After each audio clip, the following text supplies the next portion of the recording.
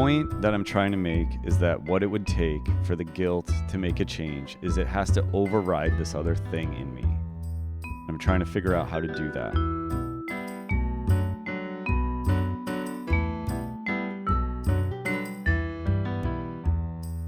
Hello and welcome to the Stoner Story Witch podcast.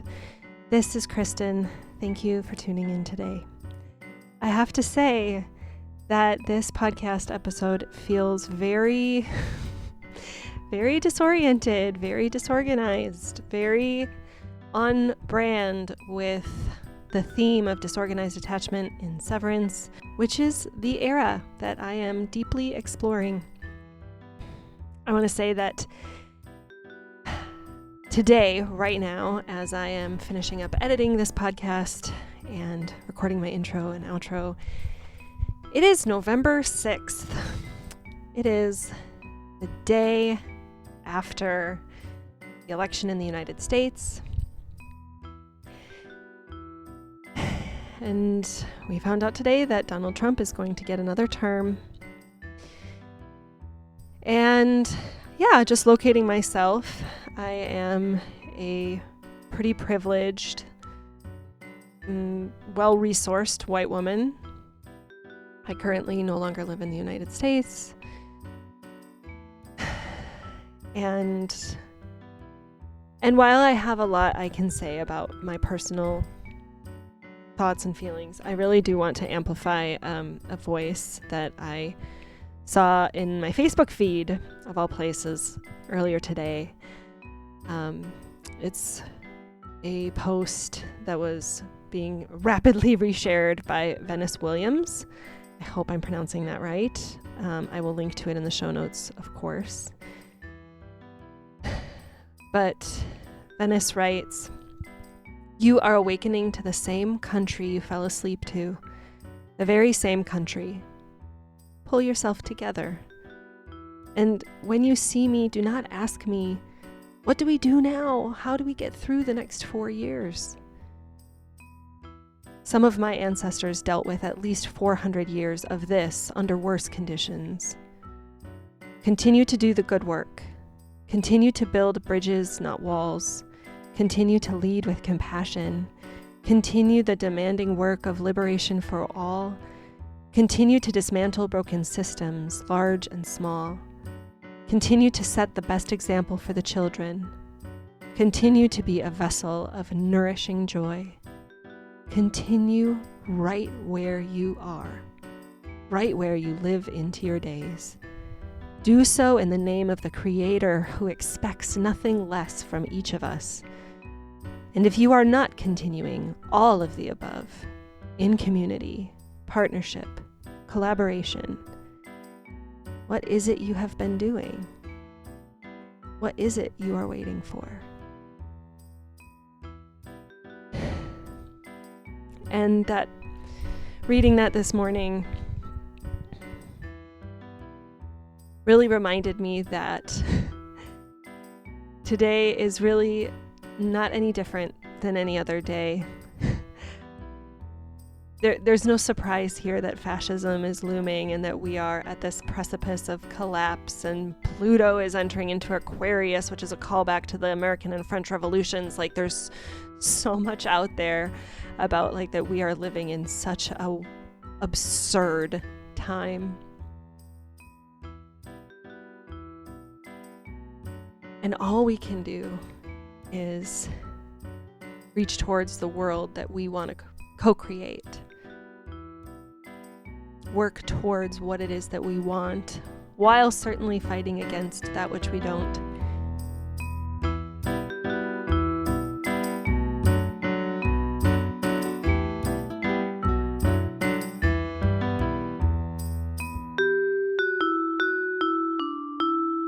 Today's episode is me trying out something new, very new for me.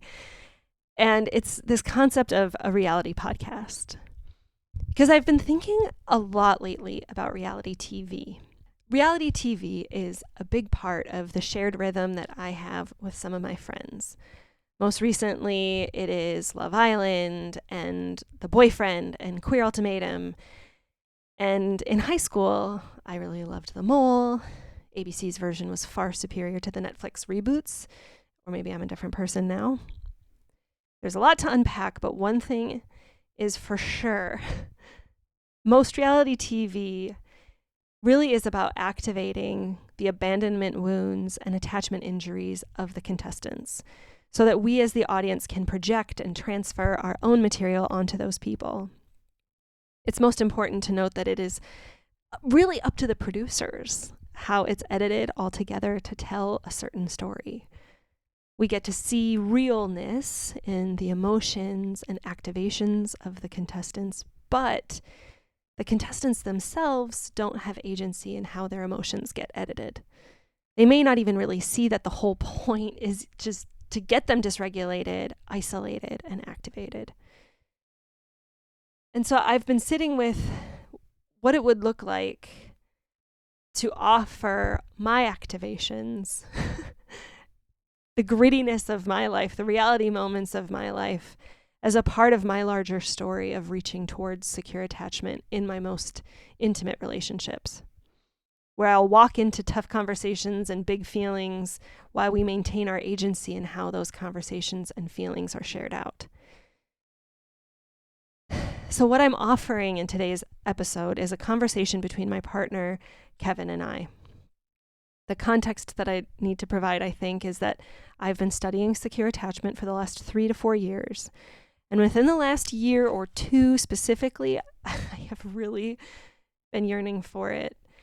And one thing that I have learned, but it has really leapt off the page for me this last year, was how as we work towards building secure attachment, the relational field actually becomes more disorganized. So my marriage lately has actually been a paradox, and it feels very confusing.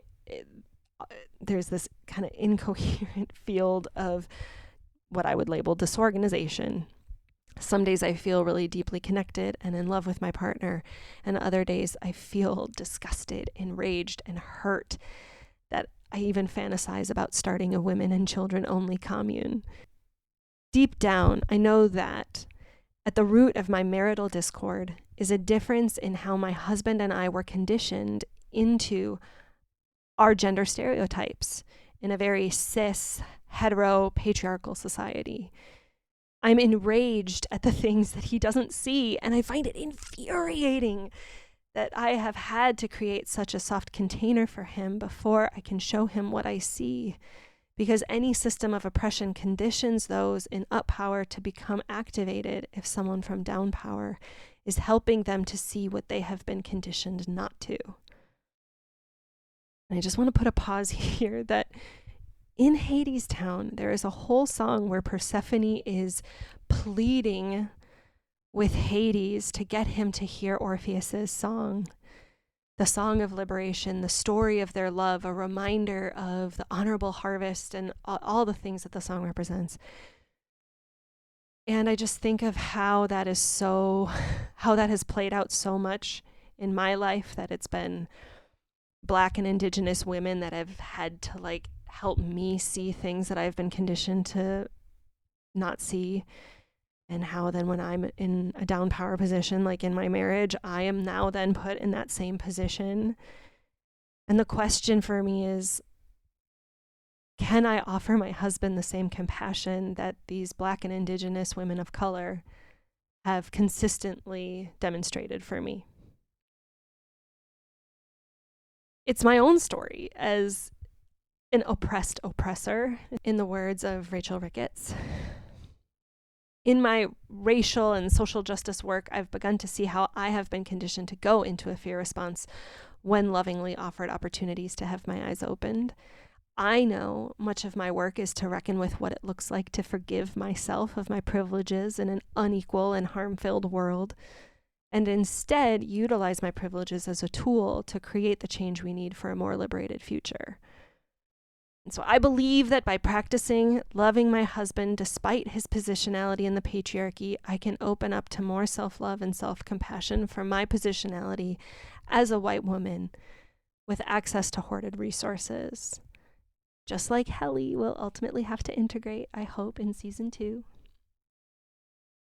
And yet, the more I offer myself the compassion and love I need, the more I cannot stand the old paradigms and tired stories in my marriage. I cannot practice taking on new shapes if I only ever repeat old patterns.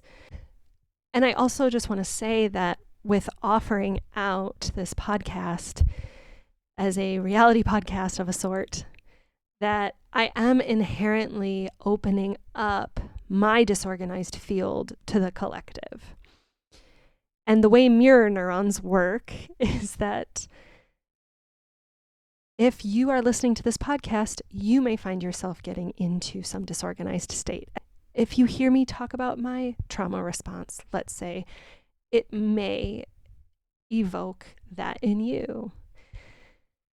And so I'm sitting with the curiosity of what does it look like to be able to talk about that these are feelings that we have and work through them with, and also making sure to take good care of myself as the creator and anybody who happens to be listening to this.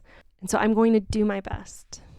Ultimately, I am realizing that I am more committed to the fall of the patriarchy than to the success of my marriage. And that if by staying married, I have to continue to take on old forms of myself, I want out of that marriage. And that ultimately would be my success. I don't actually believe that my marriage is over, or at least I have faith that my partner and I both have a desire to transform into congruent shapes. We are co-parents, and regardless of the state of our romantic and otherwise partnered forms in our relationship, raising our kids to be liberated and for a liberated future is a goal that we share. And that is huge. And I am proud of that.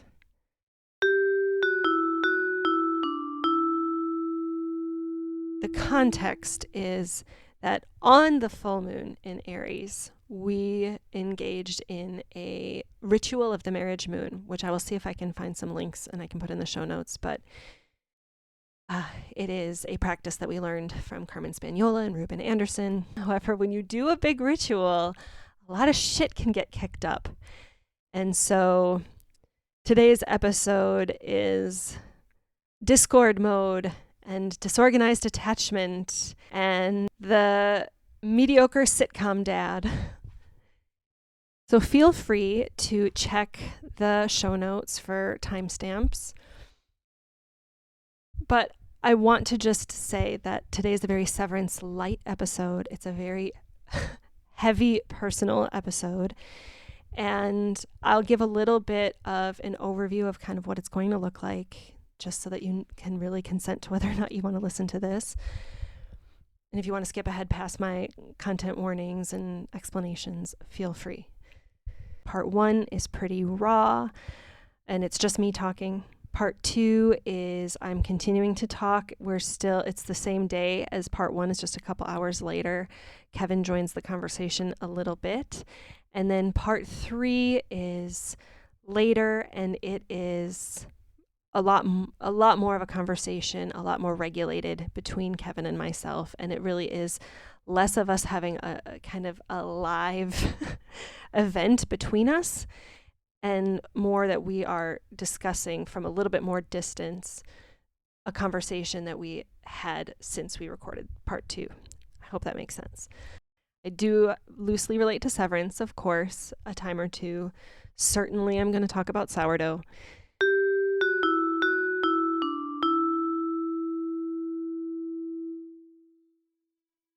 So in part 1, I discuss a little bit of the ritual of the marriage moon.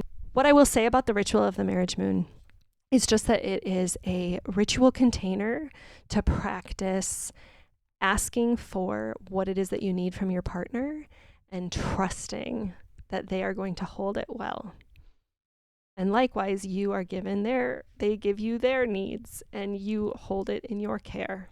I talk about a small request that I have of Kevin that feels really huge.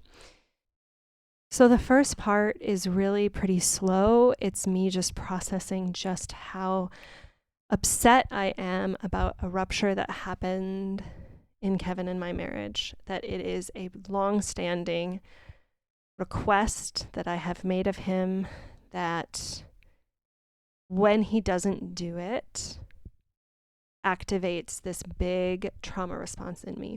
And it's becoming more and more common. And so it really is me sitting in my frustration, my overwhelm, my rage around that. I will be interrupting periodically to just make sure that you are able to show up in the way that you need to be in your day-to-day without being hopefully too dysregulated by anything that I am presenting here. A little bit about my past with trauma. I don't go into any huge detail, but I do talk about what it is to be activated into a trauma response. Again, not in great detail, but if that is an experience that you don't necessarily want to invoke, I invite you to skip this episode, skip that part. So I will be interrupting periodically through what I think could be some tough times to listen to just remind you, if you are listening, to be taking care of yourself. And what that might look like is literally just reminding your body that you have arms, you have legs, you have hands, you have feet. You can just literally kind of squeeze your hands or shuffle your feet. You can wiggle on your bottom if you're sitting, or kind of pivot your weight if you're standing. You can just look side to side, up and down, just kind of orient the muscles around your neck a little bit. You may just look at some object in the room or outside that just feels kind, warm, friendly, pleasing to you in some way. And you may even just like take a big breath and like let out a sigh. And you can always stop, and the pause button is your friend.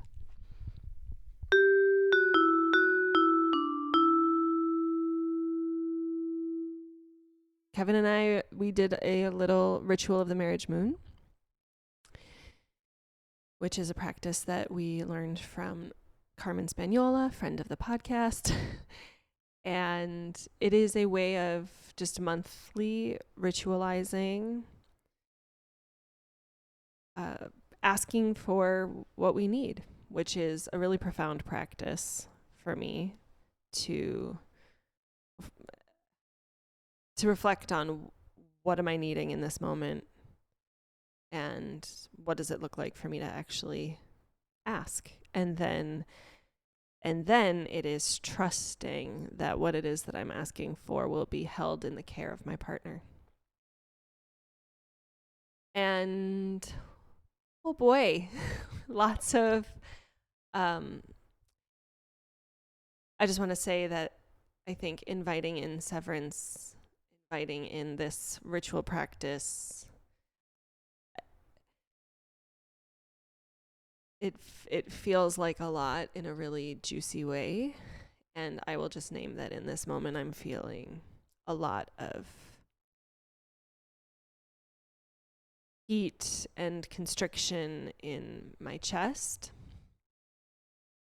I think I would identify it as rage. I will contextualize that a rupture has happened within my marriage that we are here to talk about. And all morning, I've been hearing this DiFranco song in my head. When I think of stories and songs as resourcing me for collective liberation, I'm just like, okay, there is a part of me that listened to DiFranco a shit ton. And it was when I was a teenager. And I think it's similar to,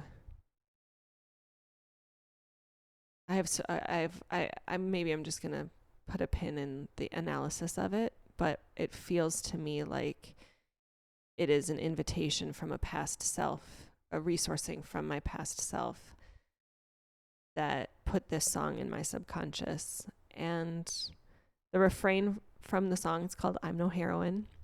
I can link to it in the show notes. But DiFranco sings,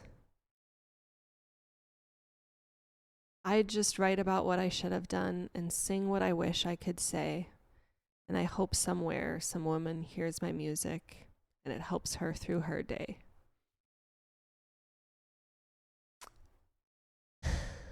And just saying that, I feel a wave of sadness. I feel a wave of, maybe it's not even sadness, but just like a deep yearning for what for why I'm here right now on this microphone. Because in this particular moment in my marriage, I feel very without hope.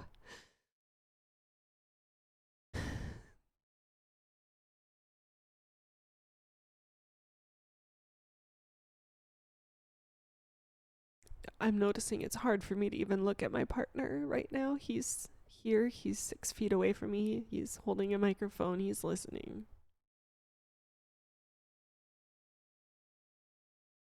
And a part of me feels grateful. I feel I have to name that before I can just tend to the much larger parts of me that are so hurt. That since before we were married, there has been one request that I have made.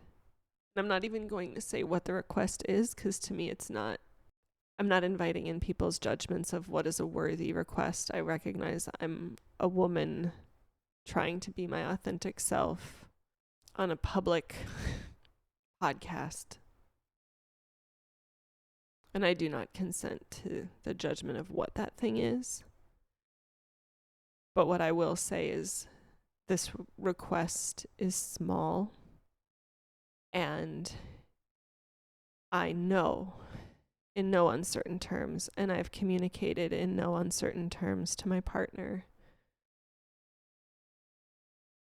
that I get absolutely flooded in my trauma response.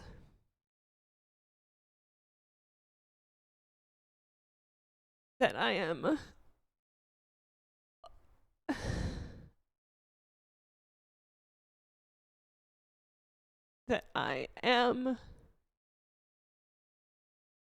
a 12-year-old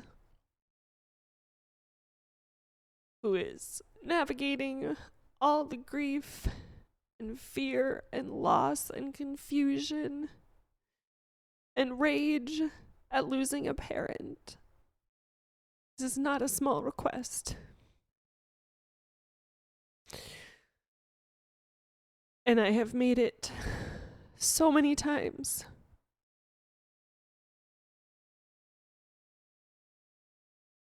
And it is such a sacred request that I didn't even include it in my list of requests in the ritual of the marriage moon last week. I had a smaller number naming that, like, I want to just name that this is a request that I hold, but I'm not even going to write it down because, like, if there was ever a non-negotiable, it would be that.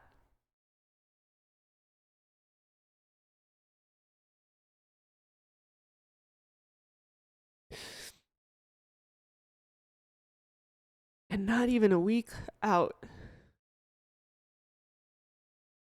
it happens again.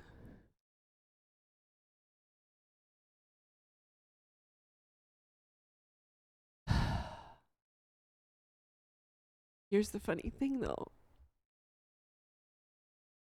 It happened in my season of severance. I've called it in.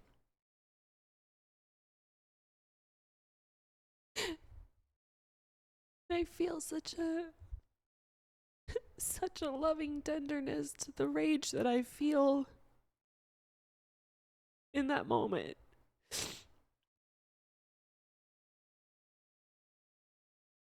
I feel so sure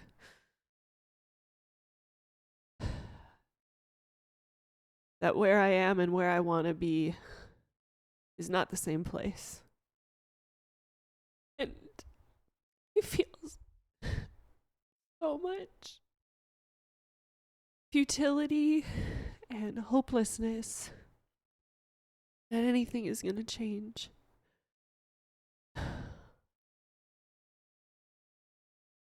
And I don't know what to do or where to go from here. I don't even really want to have this conversation. But then I just think, what would it take for me to say yes? And it's that I'm not doing this for me anymore. My intention with this episode is that some woman hears my music and it helps her through her day. Because I know this is such a familiar song. Or, like, I would say every single woman I know in a cis-het relationship can fucking relate to what I am talking about.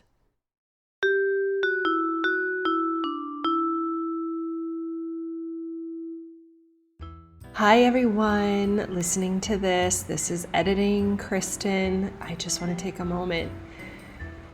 That was about a minute of me being pretty raw. How are you doing? Do you want to keep listening? Do you have capacity in this moment to listen? Can you feel your feet, feel your seat, maybe bring on your arms, your legs, maybe it's just squeezing the palms of your hands. Maybe just looking side to side. Everything's okay. And I recognize that I'm speaking of some pretty big things that could be bringing up a lot for you, especially if you've experienced any sort of trauma, or if you know what it's like to be in a relationship with someone who continues to not see you the way that you want to be seen, and you start feeling tired of asking for it. I see you. I want you to take really good care of those parts of you and really consider whether you want to keep listening. And you can always just take breaks and come back.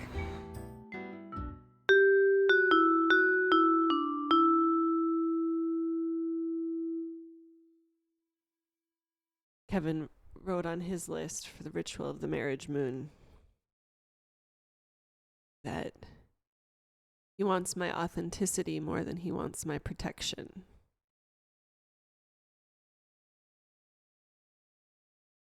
And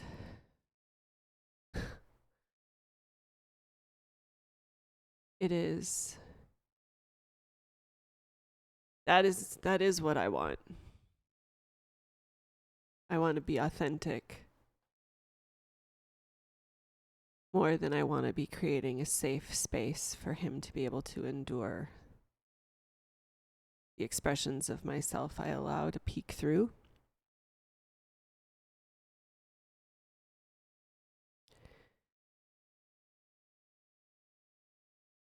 And I think about Helly.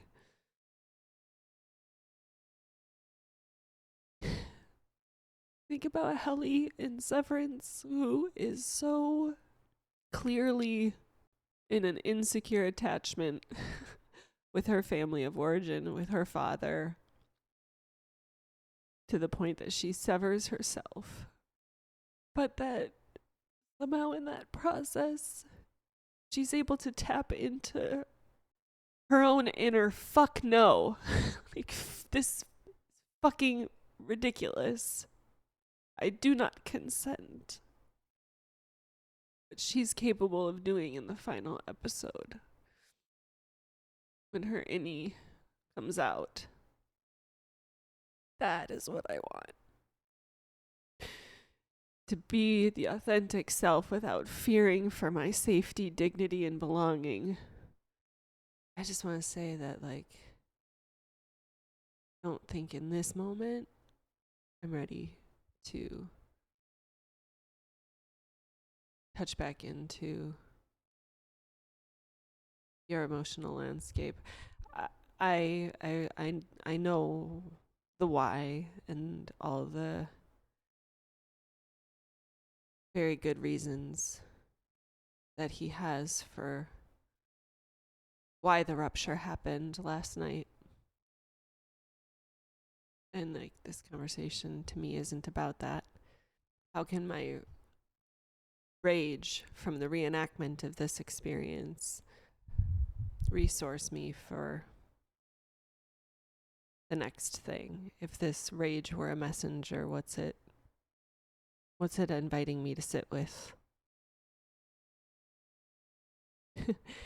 And I mean, if nothing else, feels a little more possible post-rupture than it did pre-rupture, to just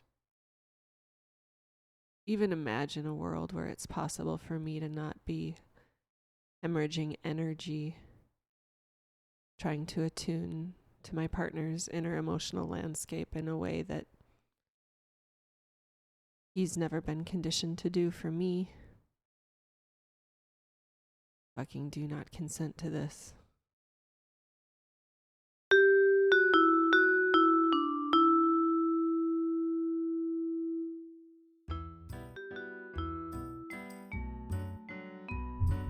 Hey everyone, this is just another break.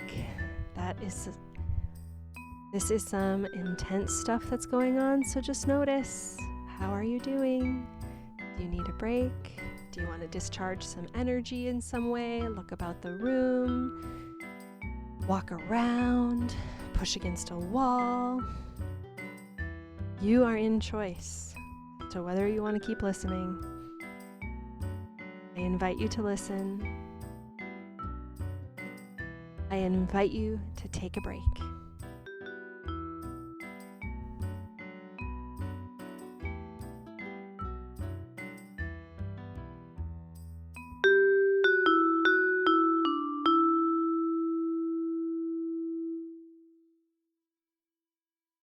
When we sat down, I felt a heaviness in my chest. It feels a little bit lighter.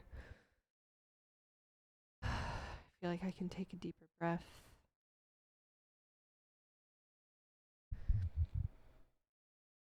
Orienting muscles around my neck are a little looser. A little more vitality to be able to look about the room. I don't have interest or capacity in looking at Kevin right now. I'm going to just hold that with compassion. We're centering my experience because this is my podcast. And I guess what's coming to is that, I guess a little process update is I emailed my teachers yesterday that I'm inviting to have come on the podcast to talk, kind of go into a headier space. One of the questions that came up was, so we'll stay tuned to listen to the answers, but the value of having like a top-down versus bottom-up approach to healing, or I guess we would say like a reintegration, if we're using severance terms. And I recognize that as the type of person that makes a podcast, the top-down, very intellectual teaching space is a space that I'm really comfortable in. But my question is around the values and the drawbacks of that with a bottom-up approach, letting the body actually inform the brain. And it feels interesting that question just came up to me yesterday, and then I'm sitting here recording what I feel to be a very bottom-up episode. And another question that I had that came out that I really want to explore is, we see in Severance the difficulty that Petey has in reintegrating. We know that there is this black woman that I believe is significant in the casting choice, who was the one that did the reintegration procedure, and she tells Mark that if Petey had followed the protocol, he wouldn't have died. If he had done what she had told him, he would be okay. And I feel so much of what this last week has felt like has been those really confusing, disorganized moments that Petey has, where he can't quite make sense of where he is, when he is, who he's talking to, what he can trust. So we don't get to see in the show what the protocol was for Petey. What was the recommendation for his reintegration? And I'm asking my teachers, what would those practices be as we're trying to reintegrate, as we're trying to build attachment? The opposite of severance is attachment. I asked that question yesterday, and I'm finding myself making the space for this conversation within 24 hours. And I'm feeling a curiosity if maybe this is part of it. Feeling a curiosity if maybe by asking the question, I can just believe that my body will give me the answer. And that maybe I don't have to have hope that things are going to change, but just do the next thing that feels right. Take that next step towards what it is that I'm reaching towards, the world that I care about.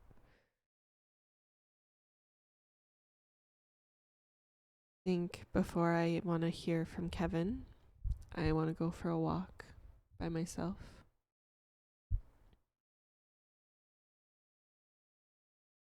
I'll do that.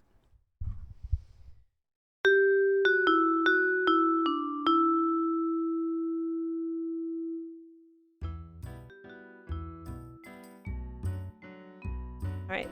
Then the second part is recorded 2 hours later.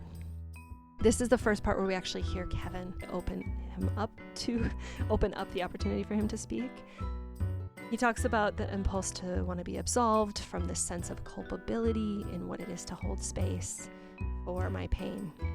We talk about the usefulness of guilt versus shame, the difference in me wanting consistency versus demanding perfection.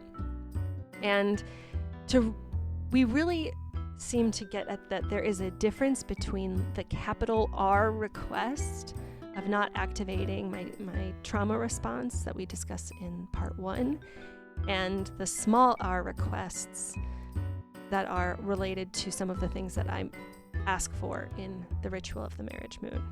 Part 2, we also then talk about how Kevin and I each end up responding to our ritual of the marriage moon lists very differently, how our fear actually kind of manifests opposite reactions. And at the very end of part 2, I am inviting in what I think I'm going to affectionately call the archetype of the mediocre sitcom dad.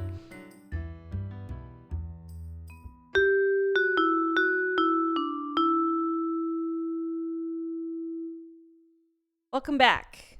It has been about 2 hours since we recorded that last bit. I had lunch and also went for a hike.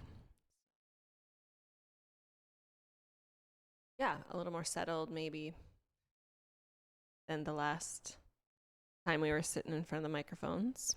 Before I left on my hike, I said to you off when we were not recording that what would feel good for me would be for you to sort of fill in the prompt. It makes sense to me that you would feel like you need to protect me.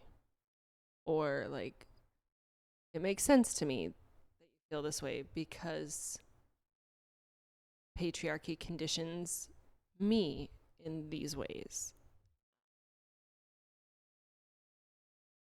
And it's interesting because as we're sitting here to record, I'm sitting in the question of, I have the intention that I want this podcast, this particular container of us sitting here, and I'm even noticing I'm able to look at you. I'll just reflect on that. That's a little bit of just a change. I felt like an internal like confetti popper going when you said that. I don't know what it's like to actually center my emotional experience in a conversation with a man. So sitting down to have the intention of like wanting to name my experience, center my experience, and also make space for you to talk. I don't know what that will look like. And I said also that I'm feeling a hesitancy towards receiving contact nutrition from you. Like I'm not actually looking for like a really heartfelt apology or anything. The kind eyes, the vocal prosody, like I don't even like a kind hand on my shoulder. Like I get that that's a hard thing maybe to hear. And when I'm like, I am not able to receive it. So I don't want you giving me something that I like just literally can't take in. So that's all I have to say, but I do want to make space for you to respond. I want to make space for you to respond. This feels very delicate to me. It feels like I'm walking on thin ice. It feels like I'm walking through What are the sensations in your body? Tight chest, increased heart rate. Feels like I'm walking through a minefield, and I'm trying to be very careful to do it the right way, the way that you're asking me to. I hear what you're saying is you want this conversation to be centered on your emotional experience. Yeah, and I don't even really know what that means. What that would even look like. Yeah, and I mean, it's one of the notes I wrote down while I was contemplating while you were walking. Just that, like, you telling me what you want feels good, feels comforting, grounding in the knowing of, like, you saying, this would feel good for me. Whatever that comes after that is, like, there's a part of it that's, like, sort of irrelevant because I feel grateful to that we are at the stage that we are at where you can say that. Mm-hmm. I'm saying thank you. I feel like I have like 10 prefaces. That was one preface. Okay. That you're thanking me For telling me what you need, telling me what would feel good. Oh, okay. For you being able to know what would feel good. Mm-hmm. Advocating for it. I like it. What's happening? Yeah, I feel a tightness in my stomach. Say that you like it. My body really has trouble trusting that that's true. So, okay. It's not like a lingering. It was just if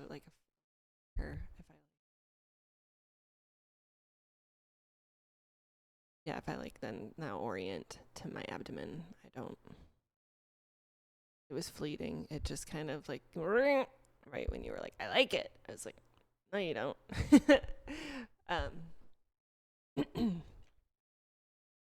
Okay. Yeah, and I think to the whole what you're asking for this conversation, I have one thing that our therapist has said in my head, which is, our needs matter equally. Mm-hmm. She's often said that. but I'm not. I can hold that in my mind and also like just be like, right now we can focus on Kristyn. Right. And it doesn't mean that my needs don't matter, or my feelings don't matter, but you can just like take turns. That's what we tell our kids. Yeah. Thank you for that. I wrote down some notes on 2 prompts that it makes sense that you would feel the urge to protect me from big feelings, protect me from potentially triggering sentiments. And then I also collected some thoughts on just the prompt of like, it makes so much sense that you would feel angry at this rupture because XYZ. Right. Is there one of those that would feel better for me to start with? Yeah, why it would make sense for me to feel like I need to protect you.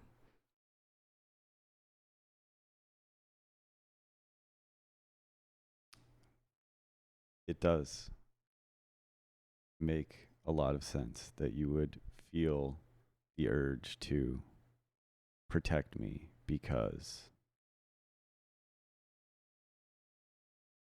I used to have a very hard time with feelings. Like going back to the beginning of our relationship, I was averse to even having any conversation that was even adjacent to the topic of emotions and feelings. I had an embodied response to talking about emotions that was, I would feel nauseous. And so, and I was conditioned to avoid big feelings. I was taught when I was a kid that if you don't have anything nice to say, don't say anything at all. And to stuff feelings away. And so, you know, in our past, I have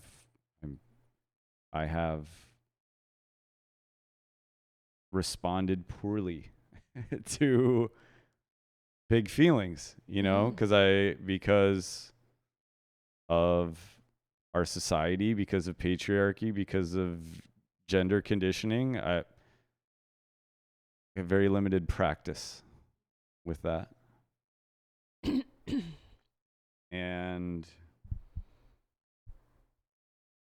it would make sense that you feel the need to protect me from things that you're worried might trigger me or whatever, because I often just get defensive, and that's also patriarchy. That I just my immediate reaction is just defend, explain. Right. And recently in the work that we've been doing, you know, we've uncovered that sometimes you can be angry and it's not because I did anything wrong. And we have to name that, because otherwise I just go into like defensive spiral and we can't actually be with your emotional experience. And what's interesting about this time is I know I did something wrong. Like and so it feels like a slightly different can of worms because of that. Yeah. I just want to say it every time you say the word, like, I did something wrong, or I know I didn't do something wrong. Like, why does culpability come into the equation at all when someone's in pain? like, why are you more able to be present to my experience because you can now be like, oh, I see that I have done something wrong, versus other times that I've been hurting and you've been like, well, I don't actually think I did anything wrong. So I don't know what my question there is, but I just want to say that I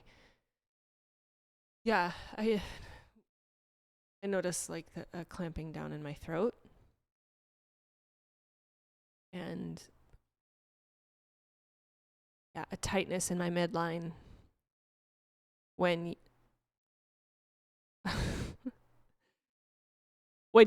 anytime you say like, I know I didn't do something wrong, or I know I did something wrong, like because it's just like, I don't know, like it's just that it's like I'm just really I'm just kind of like, what does doing it anything wrong have to do with any of this? I think I see your point that like the pain is pain, the hurt is hurt, the grief is grief, and like, can we just tend to that regardless of what caused it? Yeah, maybe, yeah. Because it's like, maybe tell me if this metaphor is fair or not, but if God, this is terrible, but like, if a loved one accidentally died versus if a loved one got murdered, it's like either way your loved one is gone and you're just hurting. And so why does it matter if it was intentional or accidental? Yeah, like that there's still grief. Yeah. Like, yeah, you wouldn't be comforting somebody whose loved one died accidentally being like, well, at least they weren't murdered. At least nobody's responsible. Yeah. Or like, what? Like, it doesn't. Now, certainly there could be an amplified grief, an amplified violation. Certainly, if there's culpability to a loss of life. But I guess, yeah, do you see how that's like a much narrower window of like acceptable, like that there's so much pain to be processing in just the loss of of that person, and that like to only ever want to like make space for that sliver of fault is just like, what is that? Like fault, just like it just doesn't compute. Like, I mean, it does. Like, yeah, I intellectually understand what you're saying, but I think it does. It feels worse for me. It feels like a sharper guilt, heaviness,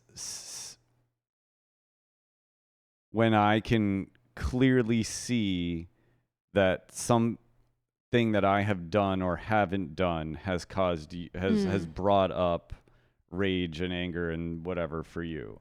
And is that guilt a good thing?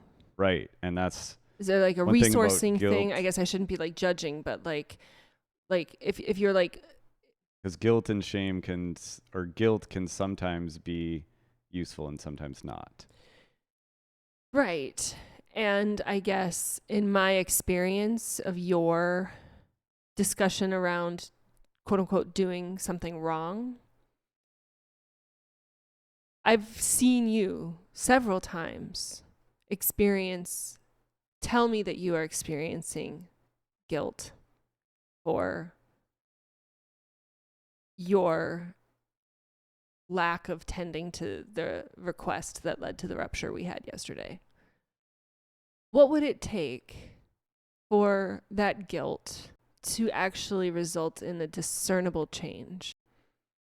Because to me, the usefulness of guilt, the usefulness of culpability is, I now see that I have like an ability to respond differently. I have a responsibility to do the right thing, which is the thing that I didn't do, or the thing that I did but shouldn't have done, or like.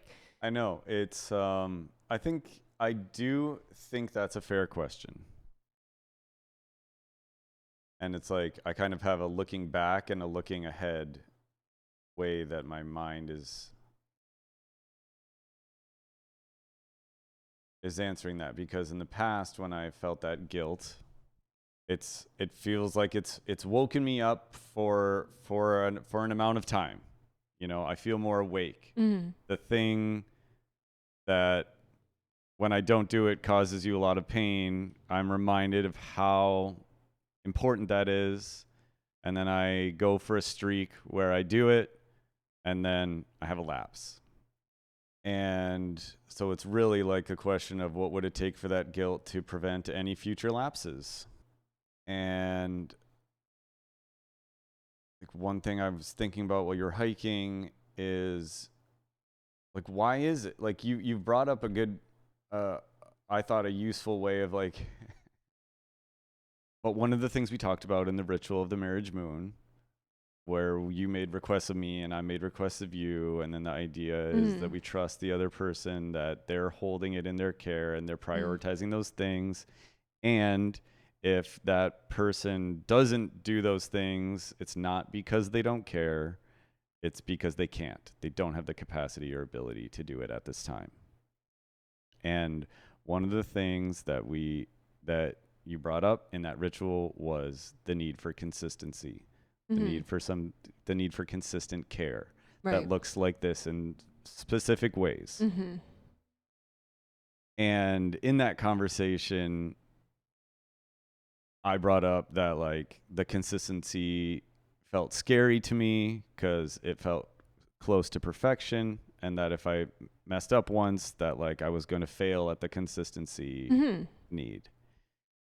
And then you said, at some point you said like, well, we remember to brush our kids' teeth every day, or like we feed ourselves every day. So why should having a 3-minute head massage be any different than doing a 3-minute toothbrush? You know, it's just like, you want that to be like part of our day, like, right? And so I was thinking about that while you were hiking just now. Like, why can't, like, it's not for any lack of understand. Like you've told me multiple times, like that this thing is important, and when it doesn't happen, you get flooded. And it's like, I do it a lot. I do it a lot, but I didn't do it last night. And why can't I have it be like a toothbrushing thing? And so, I promise you, I'm not defending myself here. I'm trying to answer that question of what would it take for the guilt to make a change. And it's that it has to override this other thing in me. The point that I'm trying to make is that what it would take for the guilt to make a change is it has to override this other thing in me. I'm trying to figure out how to do that. So, okay, I hear you, and I'm not actually interested in like, I just want to say I've given up hope that it's going to change. It was a rhetorical, I don't know.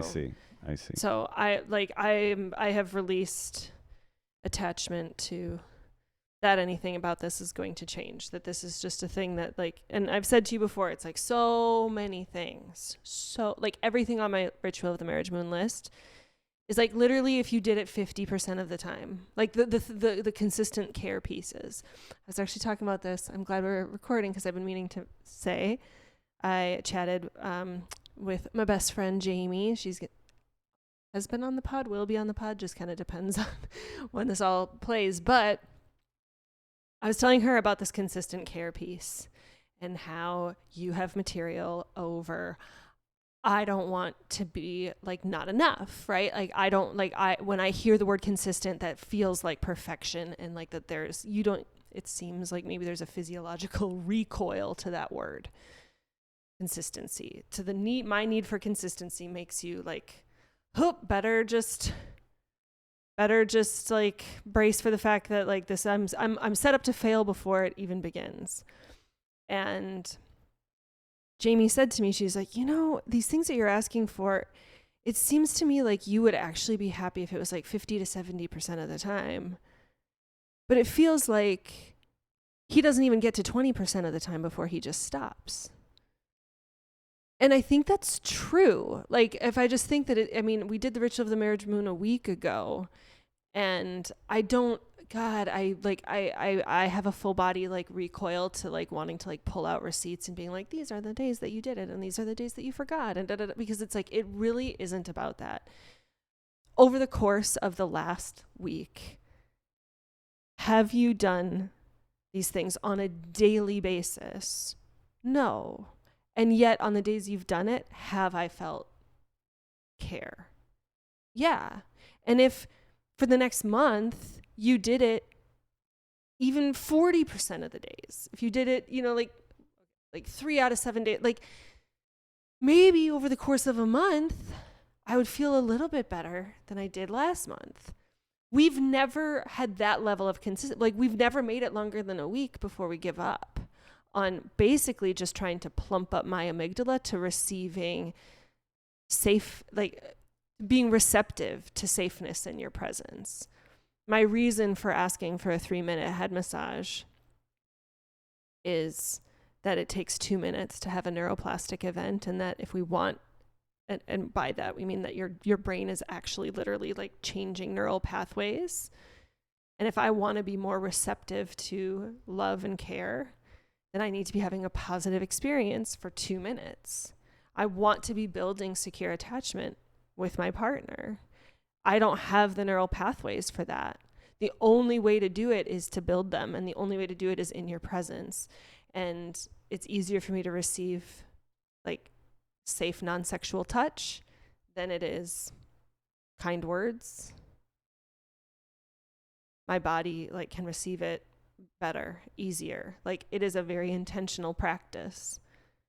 And I don't know, maybe if 5 out of 7 days a week I was receiving that level of consistent care, and maybe if my amygdala, maybe if the neuroplasticity all does its thing, then maybe when you inevitably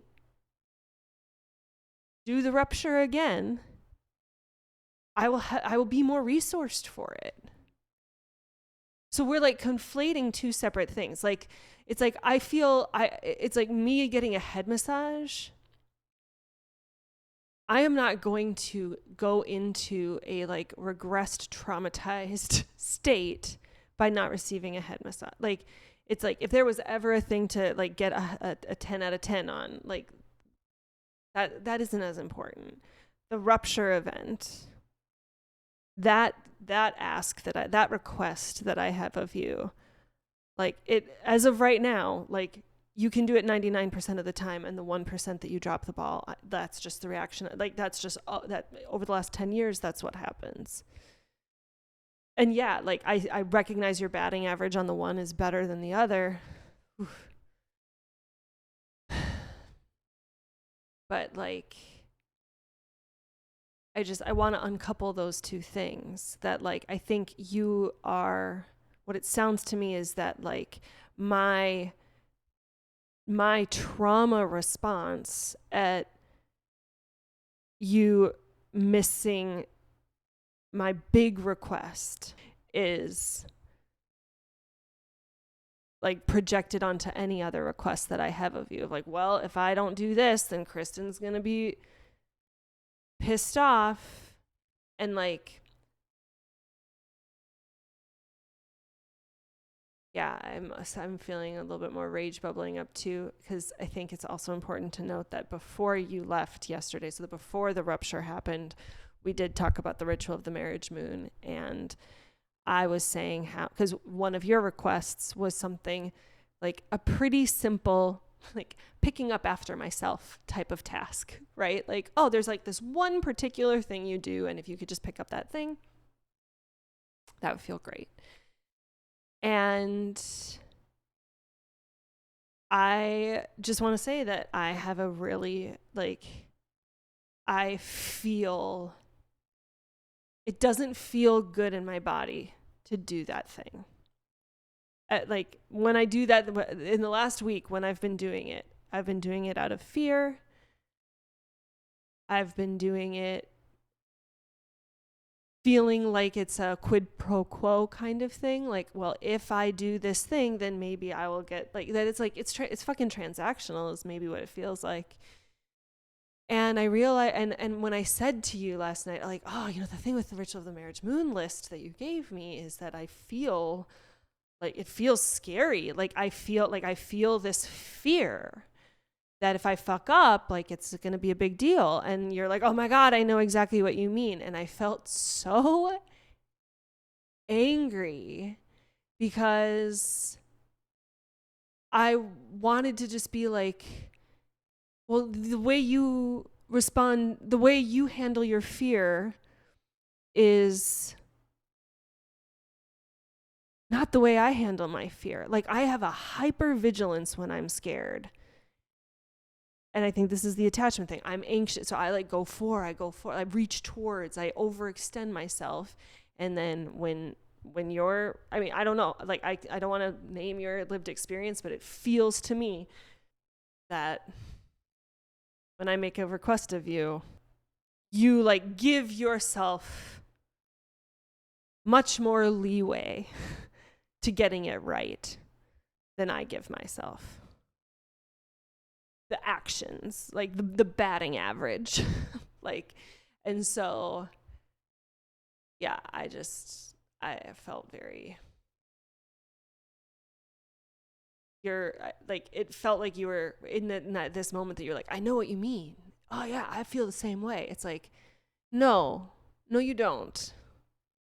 Because your relationship to this list is not my relationship to this. I cannot fathom a world where I would be physiologically able to tolerate the discomfort of performing any of your tasks less than 50% of the time. And that's patriarchy to me, to be clear. Like that I like, and so it's just like, oh, like this ritual is flawed because I look at this list and I'm responding in this way, and you're looking at this and your list and you're responding in this different way.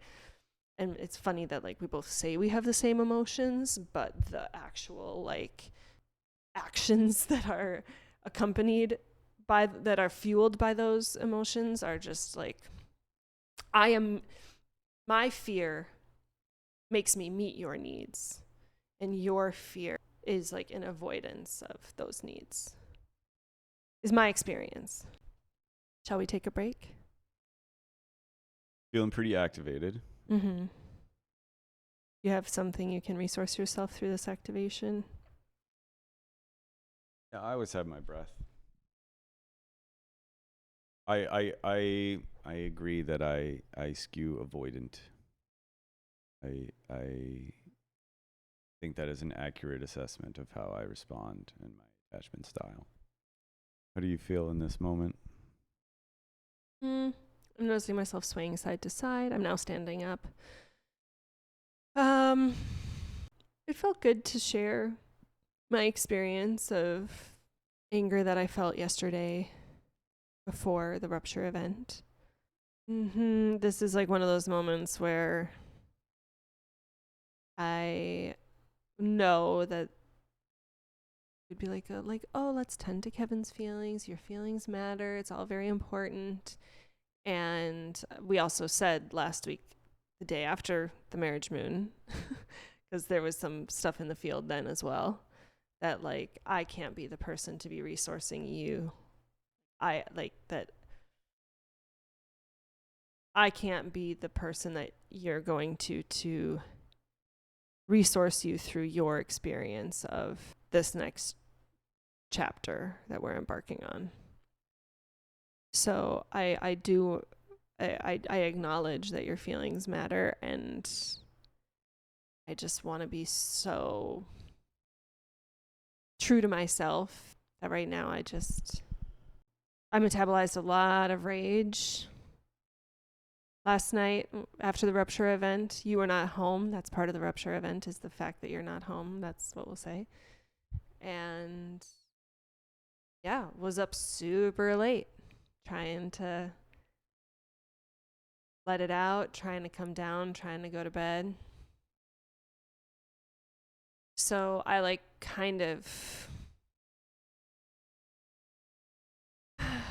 yeah, I'm oscillating between this like, oh, like, Kevin's in my care. I can help him feel his feelings. And also, like, I can't be the one. Can't be the one to hold you in your big feelings, especially as it pertains to the big feelings you have in being around my feelings, because it's going to be hard for me to hear that and not just be like, well, this is you just being defensive. This is like, your feelings do matter. And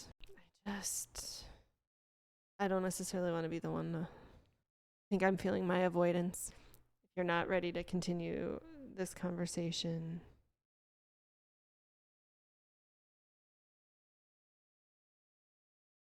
I'm not saying I don't feel ready, but I'm hearing you say you don't want to receive my feelings, or that, or at least not right now. And so I'm trying to honor that. I'm trying to prioritize your feelings. I guess I don't know what gaining intimacy here feels like, because I know that what's going to come out is, well, sorry, I don't know what's going to come out.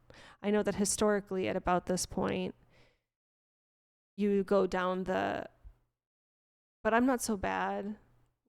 But if you would only have XYZ, then maybe there's like a certain, I just feel like we're at this hallway of doors, and I just kind of know what all the, I'm like, ugh, I kind of just like know what all these doors are. And I know that there's labor in every single one of those doors. And what does it look like to be like, yeah, I'm open to seeing what's behind these doors. And I guess I can just be like, yeah, no, I'm going to leave now. I don't know. What are you yearning for right now?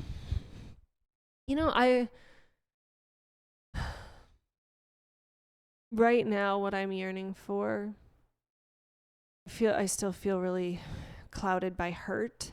I just want ease right now. I'm yearning for ease. It feels, I just want to be a mediocre sitcom dad. I really want that. I know I've asked that before. It would just, oh God, that would be a thing that, like, in this moment, I'm yearning towards that, I think. And what would that look like? It's so funny. This is where my head goes. Like, what would that look like? All right, babe, my needs are met. See ya. This felt really good. Bye. Well, let's give it to you. There's nothing stopping us from you getting that. Meaning me just walking out right now because yeah. And then I also just think, like, but that's just like repeating, like, I wouldn't want to be treated that way. That doesn't feel like dignity. I don't want that to be I don't want that to be a shape. It doesn't have to be a pattern. I mean, Yeah. if it's what you want, believe it No, or not, that's your fair. needs matter to me. That's fair. I could walk away. Yeah, let's walk away. You can come back. Lean into ease. Huh? You said ease. I said let's lean into ease. Yeah, I think so. Well, I'm sure we'll be pressing record again at some point. But yeah, I noticed that I've been standing up in this portion of the conversation. I have been able to tolerate looking at you. It did feel good to interrupt you when you were kind of going down a way where I was like, no, I don't want to go down there. And yeah, it feels good that we're stopping. And I'm trusting that you have people and practices that can be resourcing you that are not me. And for that, I'm grateful.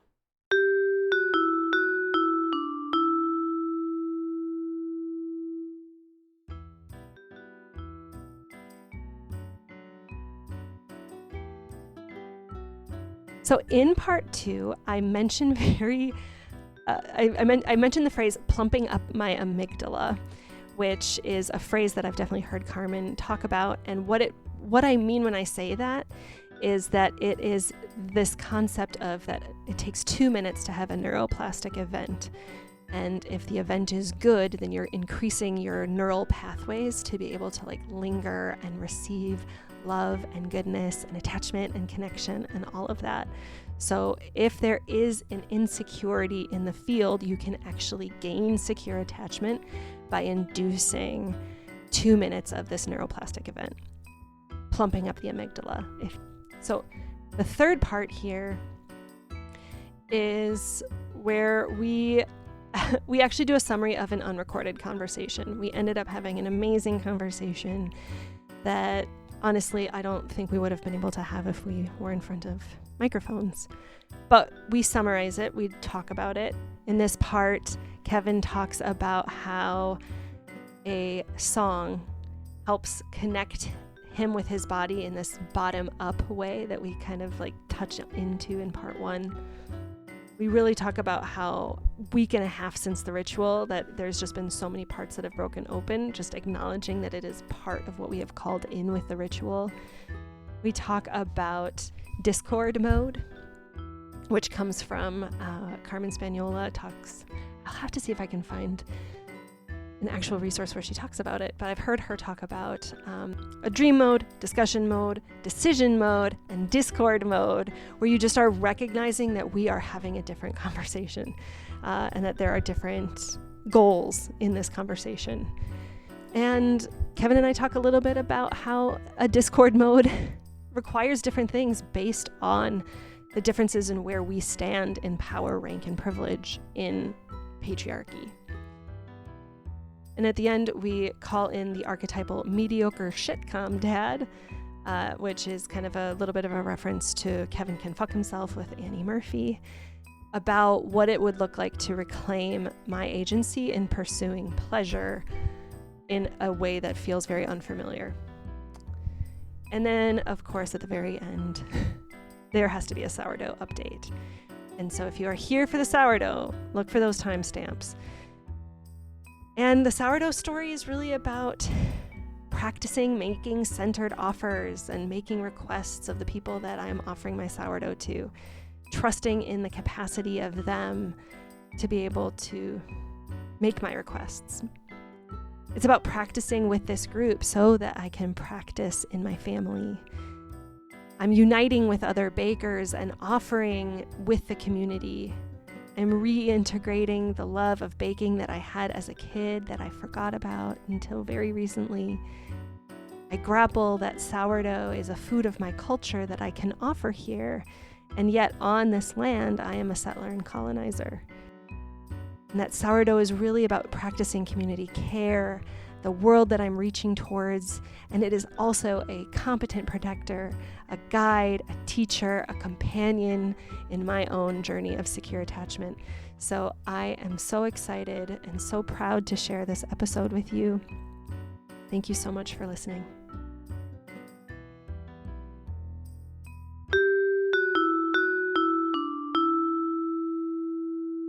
All right. Hello and welcome back.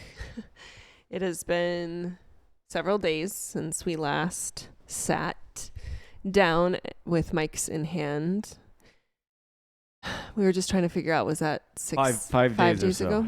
Okay, so 5 days ago, we were sitting here in the same spot, roughly same everything, and feeling some pretty big feelings.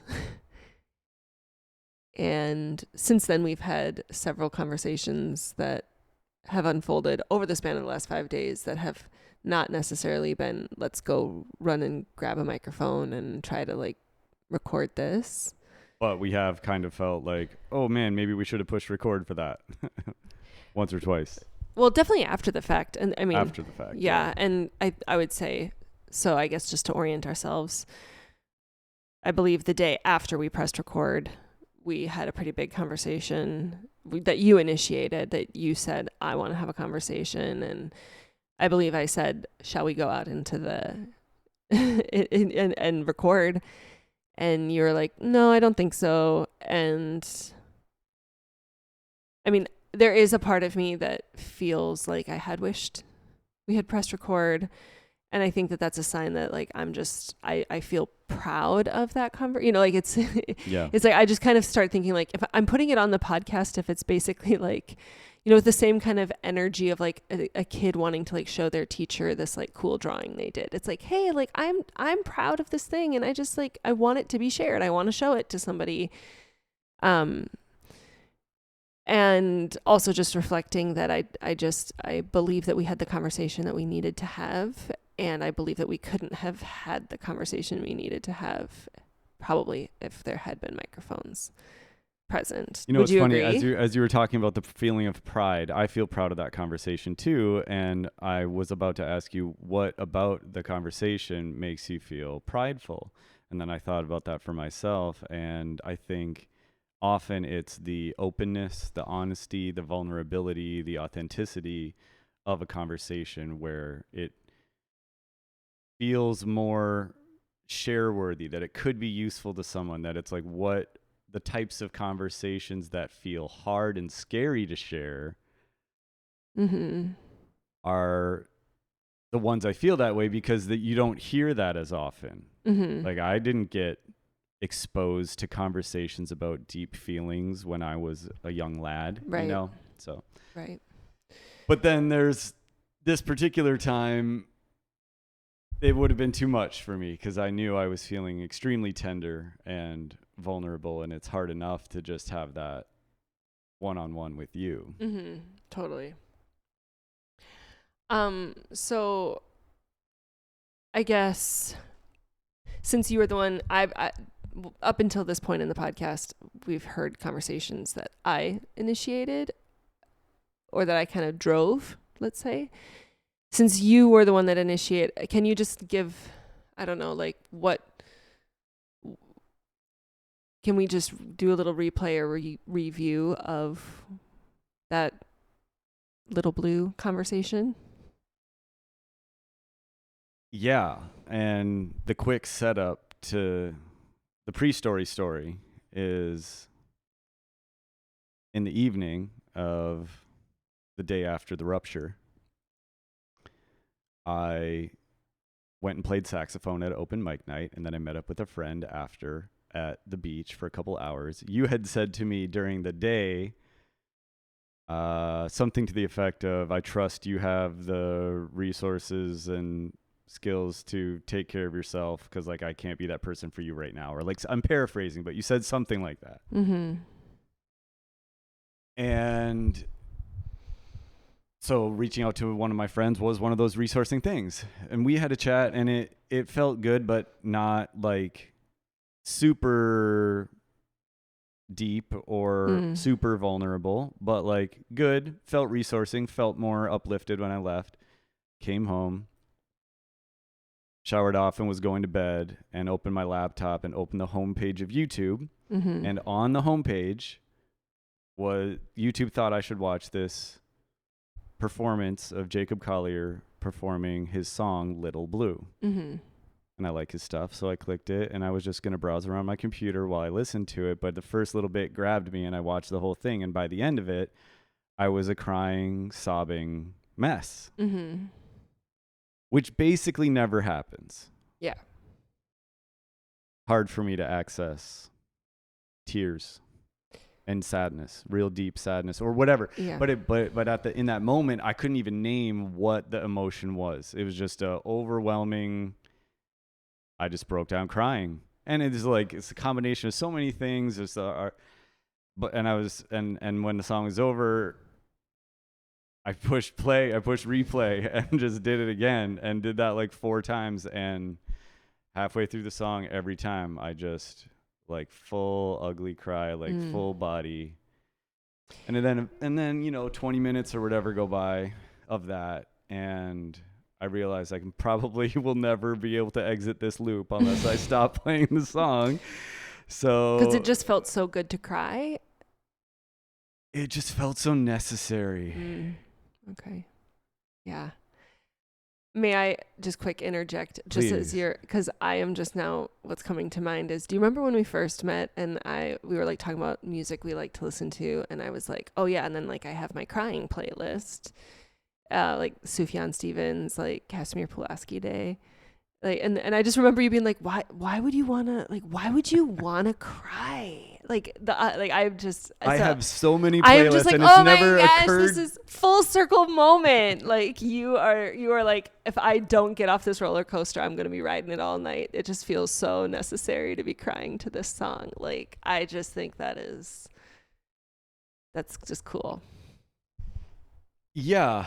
And we'll put a link to the video in the show notes because it is beautifully sung and a beautiful arrangement, and it's like it is just a moving piece of art and music. Can we just slow down and can you tell us like a moment or like what moves you? Like, is there a particular moment that moves you, and is it like the chord changes that like just like pulls on your soul, or is it the lyrics, or like just as best as you can you just like give yourself 1 teaspoon more here? Basically, I want to see if I can get the waterworks going.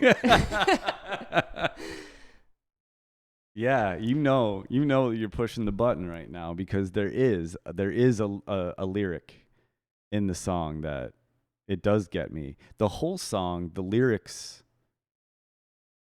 are written in such a masterful way where, you know, the listener can make of them what they will. Like, different people can relate to that song for different reasons. Mm-hmm. Totally. And so I think it would be the chorus goes, "Don't be afraid of the dark in your heart. You're gonna find a way to carry the weight of the world on your shoulders. You're gonna find a way home."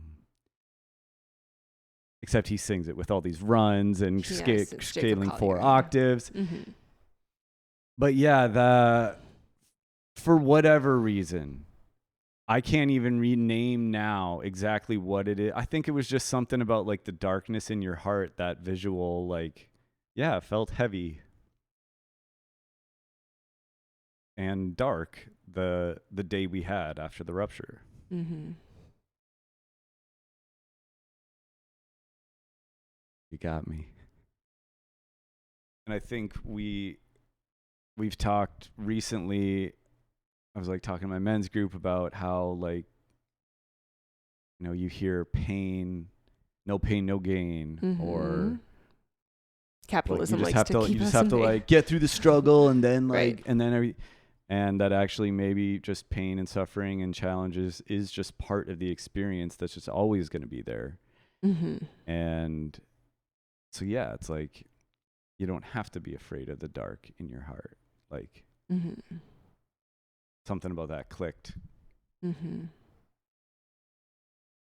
And so like it felt you felt compassion, or you felt hope, or you felt like, I guess in looking back, can you like kind of identify if there was any sort of like emotional tone to the tears that you experienced? Was it like, at the end, then when like I gave myself a moment to breathe, it's like there might be more here, but the thing that I can feel like I can put my finger on is just how much I care. It's like a caring was the sentiment that simmered and sifted to the top. Mm-hmm. Yeah, I remember when you sat me down for this conversation, and right. I was like, okay, why are we not recording this? I was still feeling a lot of charge in like angry apathy, like an angry and apathetic charge, where I was just like, I don't even want to talk to you about stuff unless it's over a microphone. You know, like, it's like, I just, you know, like, I'm so like in this particular season of this moment, I'm feeling so much charge, and yet I saw that you were carrying a different charge, probably a truer like probably deep down my anger was really more just masking some of the, you know, just lots of pain and hurt that is older than you and older than our relationship.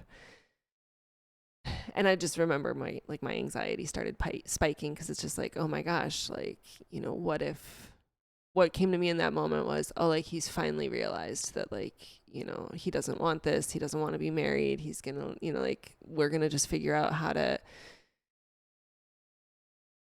you know, co-parent separate. Like, I mean, that's just, my head always goes there. And even in that moment, you were just like, so the summary of what I'm about to say is, I really love you a lot, and I care a lot about you. Or, you know, that it was just, I think there was, I really love you, and I really care about us, and or really care about you, really love being married to you, or something like that. And I was just like, oh, okay. Like, I don't know what else he's going to say, but just like that little bit was disarming to be like, okay. I know right. you well enough to know that I didn't want to bury the lead, even though the storyteller in me wanted to do some setup, but I was like, let's set some safety into this. Because I would have just field. been so tense that whole time, and then not even able to start receiving anything good. Exactly. Yeah.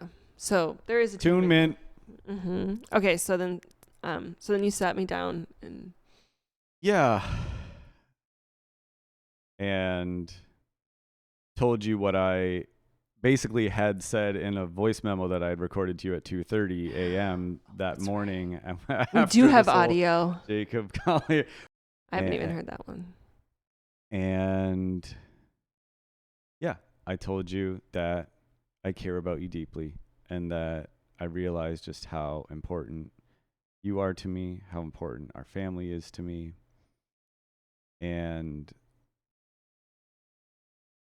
that, like, you had said during the day after the rupture, you know, some things, including you wanted to be done with the ritual of the marriage moon.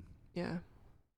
And then I said, I don't want to be done with it. I don't, it makes me really sad to think that we would give up on that after 1 week. Like, I don't want to give up. Mm-hmm.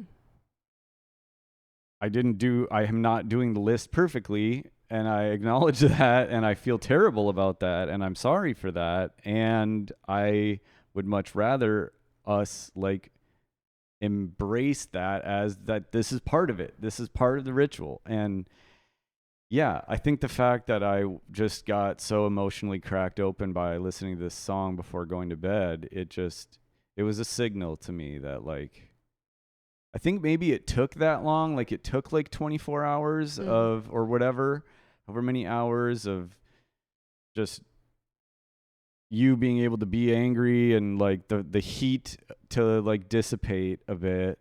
And then, yeah, I mean, I don't really remember what all else I said in that combo to do more of a play-by-play, but that was what I wanted to convey, that I cared and I didn't want to give up and I want to do what it takes. And okay, I remember at some point then checking in with you and being like, I know I've said a lot of words and I want to see how you're feeling. And you said, I don't remember. You said, I feel calm. I feel grounded. Oh. I feel pretty at ease. Oh, and because you were, because of your crying. I was shook up. My throat was super clenched. It was very hard to talk, kind of trembly. Mm-hmm. And you're, like, super at ease and calm. And, you know, for a split second, you know, I think, well, that's messed up. Mm-hmm. But actually it's not. It makes perfect sense. Why does it make perfect sense? Because vulnerability breeds closeness. And connection. And when you can really see and maybe receive more how much I care, then the knowing that I care, maybe you trust that a little more, you believe that a little more, and then that feels soothing. Yeah. I mean, I'm telling you your experience now, which feels kind of alarmed. Well, I had actually forgotten that particular moment of the conversation, but now that you say that, I do remember just being like, oh God, like, it's just like, it is there. I can't explain it, but, like, if you are allowing yourself to actually feel like really kind of deep emotions that, let's just say, like patriarchy doesn't want you to have access to, like there is like just something so unsettling, or so settling. So like, I was going to say like, I meant but it's like, it's just like, like an unburdening, I guess. I was a combination of unburdening and very settling. It's just like, oh God, like somebody is sharing this. Like, I'm not the only one that is seeing it. I'm not the only one who's feeling it. And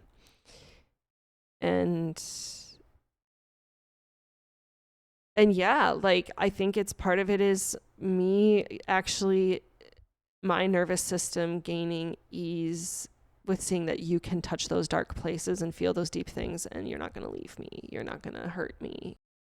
We also just, over the last couple of days, have identified just some things in my history about why like a male presence can feel actually frightening and scary, and how I do have like just this tendency to want to move to appease like and fawn. And I think I remember in that conversation feeling like this feels really nice having this conversation with Kevin, and also like the anger is still there. The need for being my authentic self and not protecting you. Noticing that I have a pattern in I felt a big feeling, Kevin feels sad about it, and now I'm going to accept his sorry, and we're going to like we're just going to go back to the way things were before. And for me, it was like, okay, I'm feeling heartened. This feels good. And we're going to keep walking down this scary path. Like, we're still returning the ring to Mordor. You know, like, we have a common goal, and it's not really over. Like, yeah, it's there is no going back to any other thing. We're building something new, and in this moment, we're getting a little reprieve. I am open to pressing play on the ritual of the marriage moon, and that I would be willing to receive care from you, in the form of like coming over to give me a hug or something, which I was just absolutely not there for like an entire 24 hours. But like, I'm open to receiving it, but I also can tell you at any time if I don't want you to come closer, or, you know, and it's just like reminding myself that it's like, okay, there's an old pattern here that I'm like tempted to step into, but my rage helped me see very clearly that, like, you know, just what is my own role in this pattern. And I have told myself a story that you need a lot of protection and a lot of attunement, but it's like, I am, even if you quote unquote benefit from it, like the amount of suffering it causes me to be tracking you that deeply and adjusting myself and pivoting and folding and all the different ways that I have to bend, that it's just like, I don't want that anymore. And I'm not going to do that anymore. And there is a fear of like, what does that mean for you and me and us? I don't know that I have like a thought that I'm totally landing with, but I think I just remember after the fact feeling like a sense of, yeah, it's like a hopefulness. And also there's like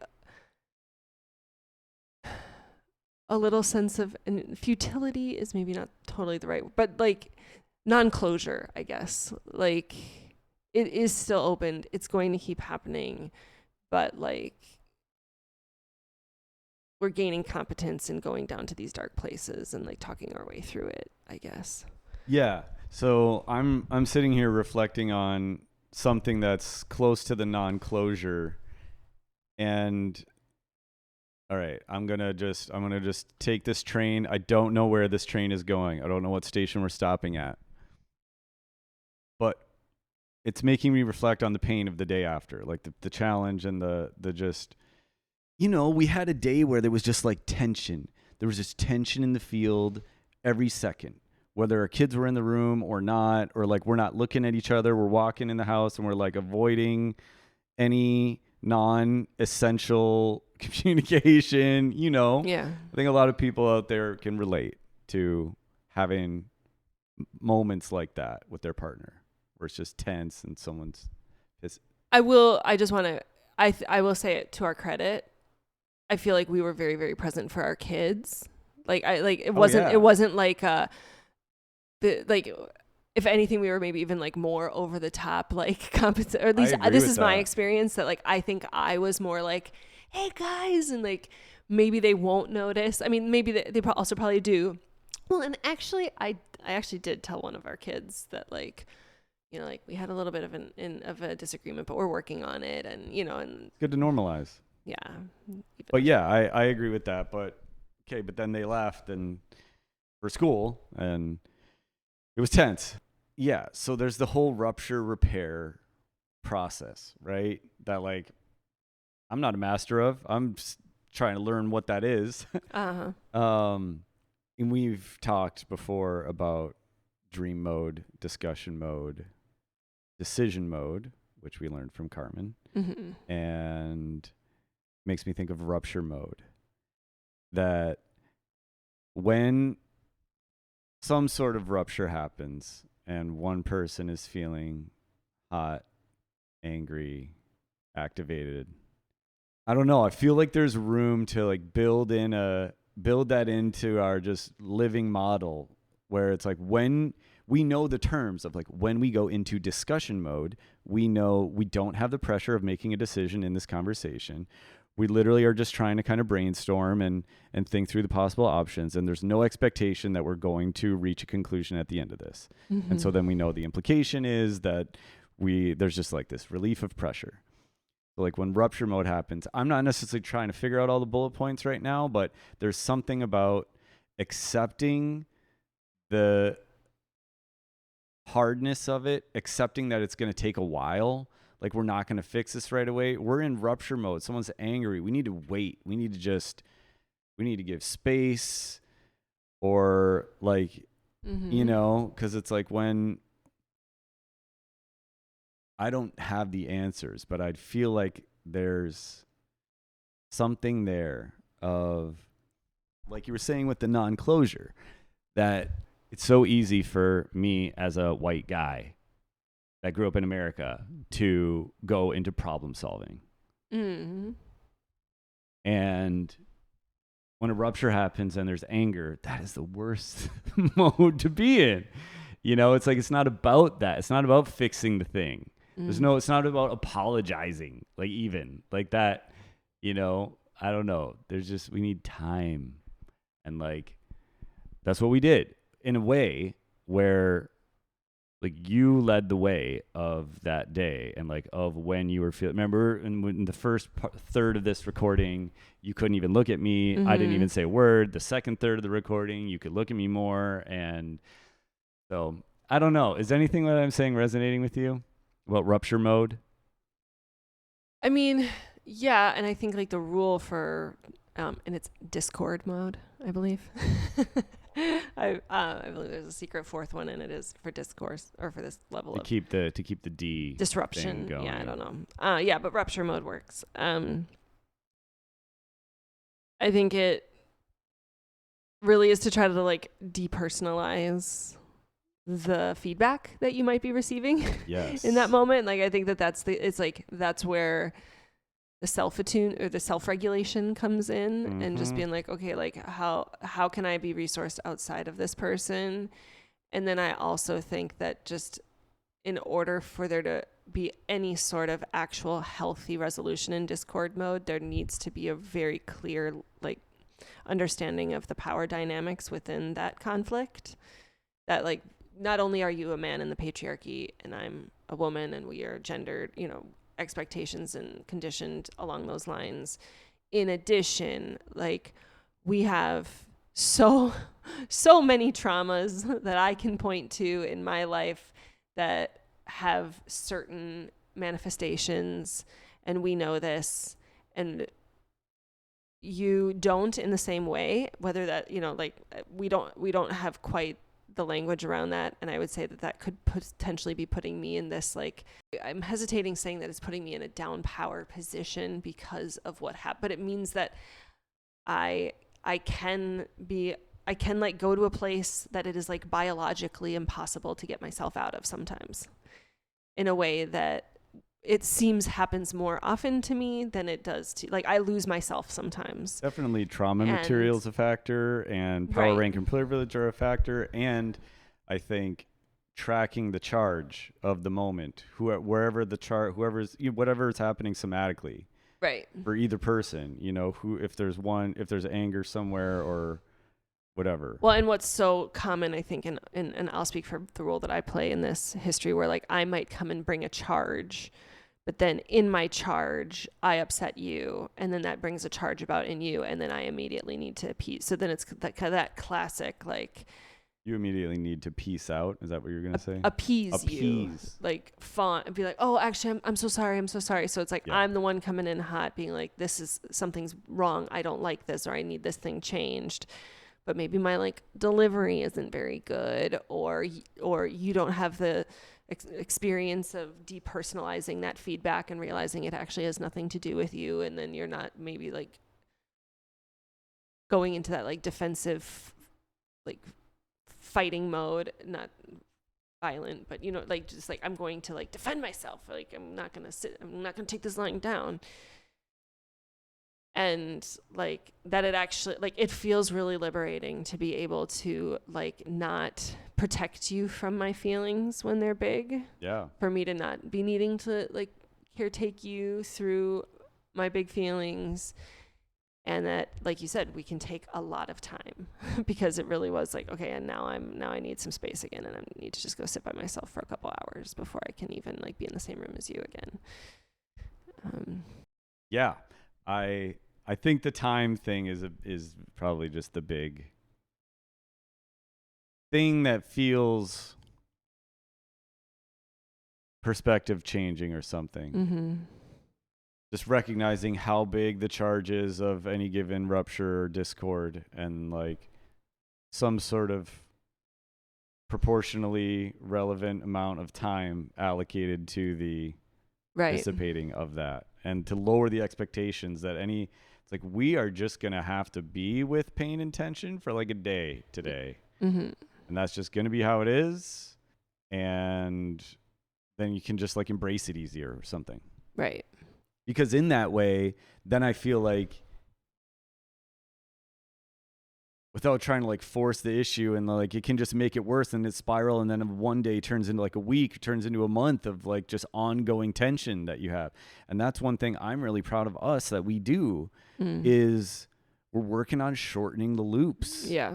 That got a lot of old tension that's coming out, though. I'm telling you that. I feel like it was kind of like a vomiting of old shit. Head on, And yeah, to the best of our capability at this point, anyway. Yeah. Well, that's all we ever can do. Yeah. But yeah, it's a lot more than we used to be able to do. That's for sure. I think another part of this that I really like is the conversation. I'm going to pivot just slightly, where I just said that, like, I need the wide berth or the spaciousness and of a mediocre sitcom dad. And do you remember the show with Annie Murphy? That it was like Kevin Can Fuck Himself, where it was like he's pretend like it's like a sitcom whenever the husband's in the room, but then like whenever the husband's not in the room, it's like Breaking Bad, and you realize like just like that she's like trapped in this like totally like bad marriage, and it's like a dark it's world. It's this like dark drama, and then it's like split, and then there's like also this comedy, and the comedy side is like a super stereotypical sitcom. Home Improvement era, like but like the name of the comedy would be like Man Baby or something, because he literally like is like an absolute toddler in a lot of ways. But what about that show? Because like that's just the show that always comes to mind when I think of a mediocre sitcom dad, even though they don't have kids, but just like the level of freedom that he gets to move about the world, and that his light is so well lit, and his like he actually gets to live in this world that like she just like only gets to be this like a side character that just always gets shat on. And anyway, but then I've been thinking a lot about this show, and I actually do think it kind of relates to Severance in just the way that it's like there is like an underworld, like there is like a down below, and it's like which one is the down below, which one is the real world, which one, and I just thinking about what it would actually take for me to like Freaky Friday with Kevin Can Fuck Himself. Whatever, his name is obviously Kevin, but the guy from Kevin Can Fuck Himself. It's like I am so like it would be impossible for me to do the ridiculous things that he does on that show. But it's like if in any given moment I think to myself, what would Kevin Can Fuck Himself do in this moment? And it's like I would just like. I'm kind of feeling tired and I want to go sit down. Like maybe I will go sit down because he is just like he is a child in like the most wonderful sense of that word, which is I'm only thinking of myself and like my own joy and delight. And there's like something nice about being around somebody who's in tune with their delight and their joy and their pleasure is one of the words of this season. And like, he's obviously he's a problematic character and it would be impossible for me to totally be him. But there's like something just wildly liberating about like, okay, in this moment, can I do this thing? And can I trust that like you can tolerate it? And the funny thing is, I 100% support that. I think that is the right prescription or idea for you, like in a lot of situations like that is right. That's what I want too. Well, and I think give yourself the opportunity to feel more ease, to feel more pleasure, to not feel as much pressure to whatever it is. Well, right, because like we were talking about, I think one of the problems like that really got exacerbated, which is good because now it's like, oh my God, like this was a problem, this was a pattern, and the Ritual of the Marriage Moon helped me to see that, where it's just like there is this thing that happens that you respond to my requests differently than I respond to your requests. That I see a list of your requests and I almost begin feeling like an immense amount of anxiety. Like, and anytime I'm seeing that request could be met, it's like, ooh, now this is like an opportunity to fuck up. And oh my God, I better like, and it's like, I have to do the thing. And if I ever forget to do the thing, then it's just like, oh shit, I fucked up. And I guess I can't speak for your experience, but it just feels to me like you're able to embody the, I am trusting that if she has the capacity to do it, she'll do it. And if she's not, it's because she doesn't have, I can let it go. That is how I feel. And it's like, and with the things on my list, I more am like, okay, here are the ones I know I can do right now. And then I'm going to hopefully get to these ones or do these ones as good as I can while I make sure I knock some of these out. I just like. I guess what I mean to say is like, it felt to me like you're more realistic in your expectations of, well, sometimes I'm going to be able to get these and sometimes I won't, but like Kristyn will understand that like if I can't, I can't. And it's like I feel like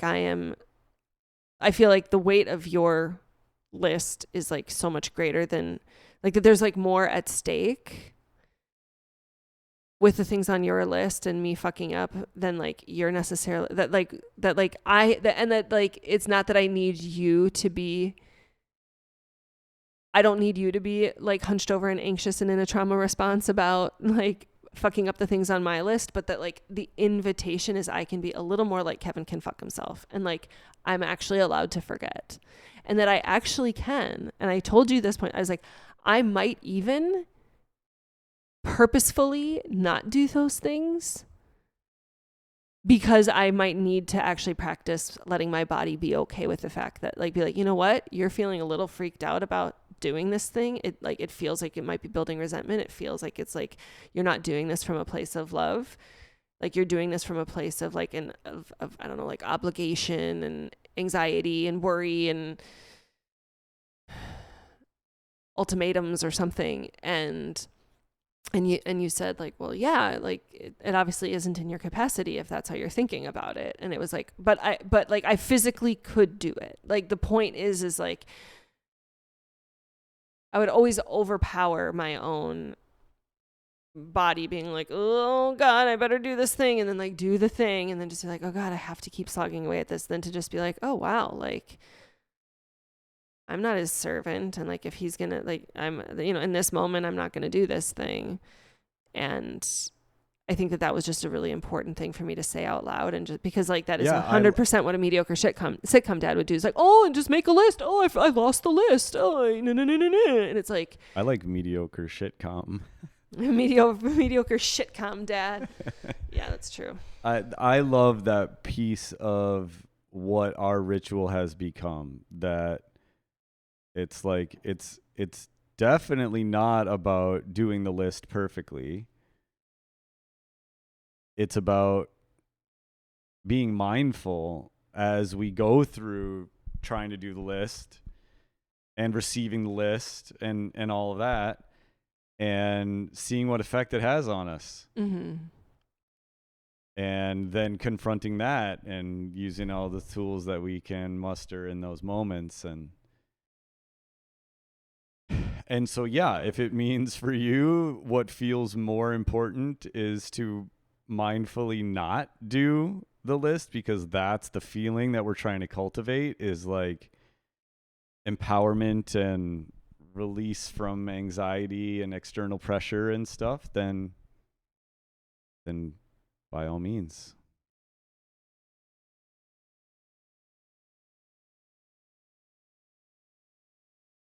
We sat down to record because we were having a conversation about my sourdough. So I guess we can pivot to that, which I'll actually segue a little bit, because I don't even think I've said these words to you, because I've also been reflecting on this. So I totally forget at this point what I've actually said into the microphone. I've either talked about this like 17 times or never. But about the sourdough swap that I have with, fellow parents at my kids' school and neighbors in my community, where I'm making a shit ton of sourdough every week and just putting it out there for people to take. And this group is created because I explicitly say that I want to be, practicing anti-capitalism and putting myself out there, of like just asking myself, what can I offer with ease and joy and not feel resentment, I'm not going to overextend myself with any of my offers. And likewise, I might be making requests of people, and and that it's just like a place where we can practice asking for what we need and receiving care from one another. And it's funny because a couple weeks ago I reached out to everybody and I said, I need you guys to do this one thing when it comes to arranging your pickups of your sourdough. Like, I don't want to just be by my phone all day. I don't want to just let me know the day before, like, how you're going to pick up your bread. And does everybody do it 100% of the time? No. And I just recently was like, I don't feel resentment about it because I have now made the request. Like, they do all know my preference. And the thing is like, when they do mess up, they'll be like, oh my gosh, I'm so sorry. Like, the time got it. Like, they recognize that, like, oh yeah, I kind of goofed. I'm sorry. The day got away from me, or, whatever their reasons are. And it's like, I can still feel like, sure, annoyed or whatever. If like somebody doesn't do a thing that I've asked them to do, I get to be annoyed. I'm allowed to be annoyed. And like, there is some freedom in just like, but they're not doing it to annoy me. Obviously they're not, like, obviously, like, these people are not, like, I love and admire everybody that I'm in this group with. So like, they're just doing the best they can. And then it's like, oh my God, if I can practice this with these people, how much better can I get about like the ritual of the marriage moon? It's going to be a lot easier for me to practice with people that I don't have just years of built up relational gunk and, misfirings and bad practices. And, it's easier with like people that I don't know, as well, or, just don't have quite the history with. I'm like trying to build community with. And it's like, okay, like I can practice like not being offended. I can practice, you know, like, which it sounds silly, like saying it out loud, but it really is like this realization of I've made the request and they are doing it to the best of their ability. And then again, just really like tuning into myself, like just every time I'm about to make an offer to do a thing, like, okay, does this feel good? Or like, maybe I'll do it a little bit differently, or I don't know. It's been a really cool practice of like navigating this, like, what does it take for each of us in order to get the things that we are working towards. And so you've been feeling particularly buzzy today because there was a big sourdough day. Yes. Today. Big well, one. It started yesterday as far as dough making. Yeah. Yeah. We did our very first. So in the sourdough swap, we now have a couple other bakers, and our kids all go to the same community school. And having been a former teacher and just like a nice thing to do for some people in my community, we were just like, what would it look like for us to just bake as much as we possibly can over the course of the next, like 48 hours and bring it to the kids' school. And we got together and we made it happen. We got like over 10 loaves of bread and 40 bagels, 40 English muffins, 100 cookies. And then we were like dispersing them all on platters with different jam, and other people from the group were also contributing, different like dips and jams and pestos and things like that. And it was just so cool to actually do this thing that we'd been envisioning, not for like a really long time, but for a couple months, couple weeks, something like that. Like we were kind of like, oh, this would be a fun thing to do. Oh, well, one of these days, we kind of kicked the can down the road a little bit.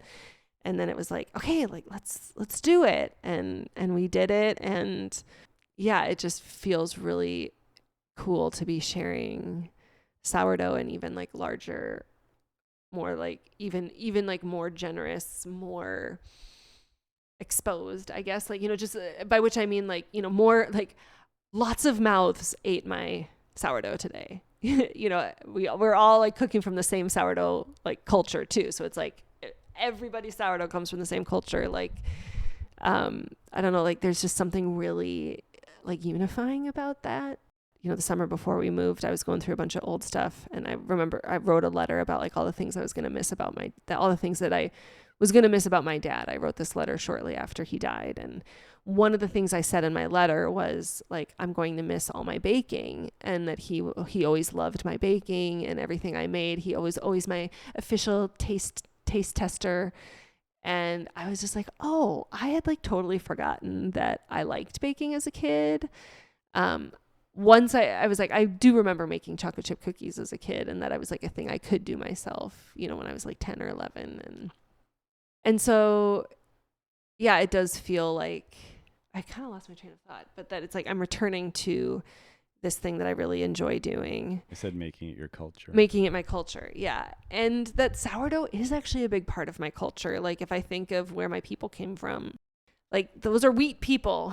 they would be making sourdough a bunch, and it just made me think of, it's so hard to find here. It's like, okay, like what does it look like to honor that this is a thing that I can share and a thing that I can bring and I can offer, and then also hold the question too of like, my identity as a colonizer, and where does I continue to grapple with like the gentrification or whatever in food, but well, yeah, you're doing the best you can yeah. with the world that we live in, and maybe in an attempt to kind of bring us home, bring it full circle. This morning there were some other ladies in our kitchen with all this bread, getting it all prepared, slicing machines, and oh man, the smell of fermented wheat was thick in the air in our kitchen, and then you went and delivered it and brought a bunch of smiles to a bunch of the workers' faces at our kids' school, and came home and you still had this buzzy energy, right? You said you're feeling excited, you had adrenaline, and right before we came in here to record this, we took a moment to savor the excitement. And one of the things that we were talking about, going back to our discussion of the ritual of the marriage moon, and, you know, things that bring up your trauma triggers or things that bring big activation or whatever, that one of the things we can do in practice day to day is, you know, having nutritious contact and taking moments to have a neuroplastic event with positive things like joy and excitement, and really trying to program those into the nervous system. And so, yeah, it's moments like that where, you know, I feel good. I feel good about us, about the work that we're doing, gives me hope. It makes me feel hopeful. Yeah. Yeah. Because when you are feeling that spontaneous, subconscious excitement like you were today, brought to you by sourdough. Well, yeah, I'm working together in my good. community to help the larger, you know, like there's just so much about like who I am and how I want to be in this world, and you know, and who I was, like, yeah, as a former teacher, like that would have totally made my day, like to just have a big platter of sourdough shit, and all, like, are you kidding me? Like, who wouldn't love that? And so yeah, it did feel really good, and to be building community around that too, and just like excited of like what's it going to look like in 6 more months, another year, 2 years, you know, like, or, you know, or will I be shifting from there and doing something else or whatever. And it makes me think one more thing too, kind of going back to the story that I had about the little blue laying in bed, and your buzzy excitement right now with the sourdough, and a conversation that we had. I don't remember if it was from our working with our therapist or wherever, but just the model of thinking about top-down processing versus bottom-up processing, and how most of us often think with our minds first, and or we do anyway, like have our thoughts going and analyzing, and then like that trickles down into how the body feels. But if you flip it and tune into what's happening in your body, you can let that inform the mind and have that be the primary. But I don't have nearly as much practice or training at that. And so when I was in that moment in the bed by myself and eventually gave myself a break, the thought was, what is my body trying to tell me here? Like, I don't even know why I'm crying. So it was like, but like, okay, my body is doing this. It's not my mind. Like, I don't even know. I'm not thinking a thought that's making me, it's just coming out, you know? So what is my body trying to tell me here? And it was just how deeply I care about you.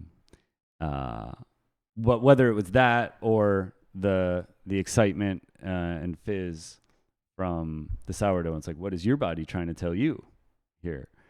You know, and I just love that. I love the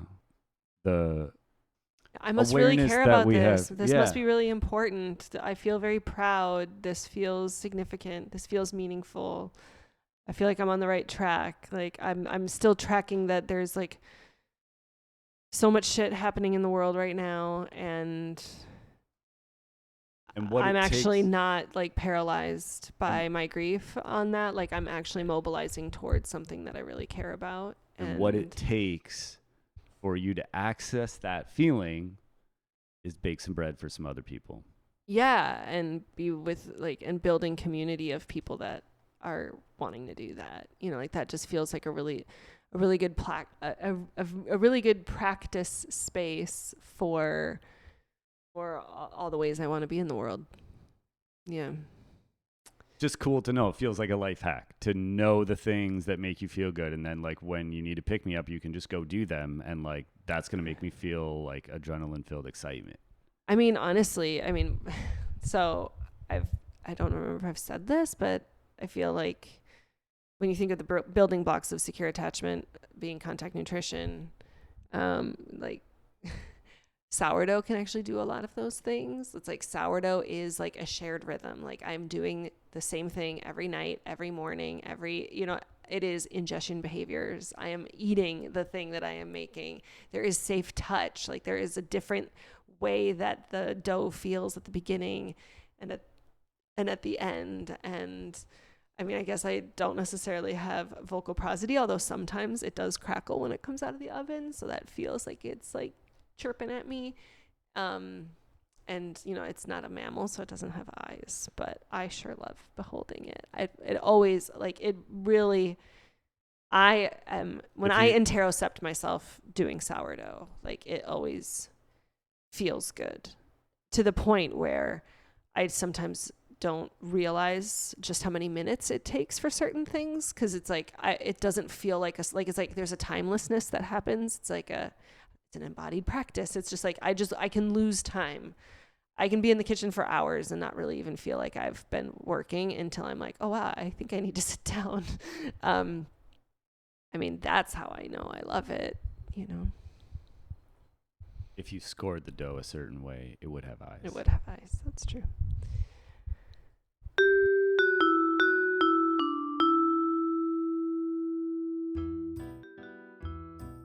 I think it was important for me that we offer a little bit of closure before we do any sort of publishing of this episode. And it's my hope that any listener that may have been feeling a particular charge or walking away with big beliefs or accusations towards Kevin or myself from the earlier parts of this episode can see that we are just offering our conversation as, I don't know, just some proof that marriage is hard and takes a certain level of work, and that we can take new shapes within long-term relationships, and it's like messy and hard, but it is possible. I don't know. What do you want to say? Discord mode. You just need to go into Discord mode sometimes. It doesn't mean that we're failing. It doesn't mean the world is imploding or that our relationship is going to end. That Discord mode is just part of the experience. And the more familiar we get with Discord mode, shorter it's going to be. I don't know. That's my hope. I don't even know if it works that way. I just know that it's part of it. And I'm here to just embrace it as part of the thing. It's like we grow in Discord mode, I would say. Right. I think that, like, that's, it's like a guy from my men's group, when I was kind of talking about this, he reflected that he felt jealous that I have the opportunity to work on a relationship because he was in a relationship and is no longer and misses it. And so it's like, yeah, I have the opportunity to be in Discord mode and work and grow. Wow. Yeah.